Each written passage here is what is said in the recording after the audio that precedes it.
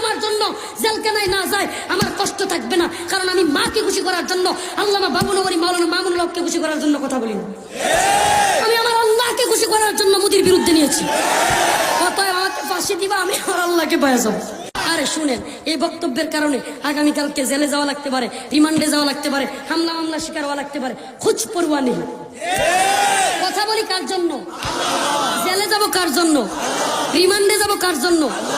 আরে আমি রফিকুল ইসলাম আল্লাহর কসম করে বলি, আমার আল্লাহর জন্য এমনি ভাবে কথা বলি, ইসলামের জন্য এমনি ভাবে কথা বলি, সত্য এমন ভাবে কথা বলতে চাই, সেই কথার কারণে যদি হামলা করে, মামলা হয়, রিমান্ডে নেয়, আর কোন বাংলাদেশের কি বলে আল্লামা বাবুনগরী মাওলানা মামুনুল হক সাহেবরাও যদি বিবৃতি না দেয় যে রফিকুল ইসলামকে ছেড়ে দেওয়া হোক, আমার মাও যদি আমার জন্য জেলখানায় না যায় আমার কষ্ট থাকবে না, কারণ আমি মাকে খুশি করার জন্য, আল্লামা বাবুনগরী মাওলানা মামুনুল হককে খুশি করার জন্য কথা বলি না।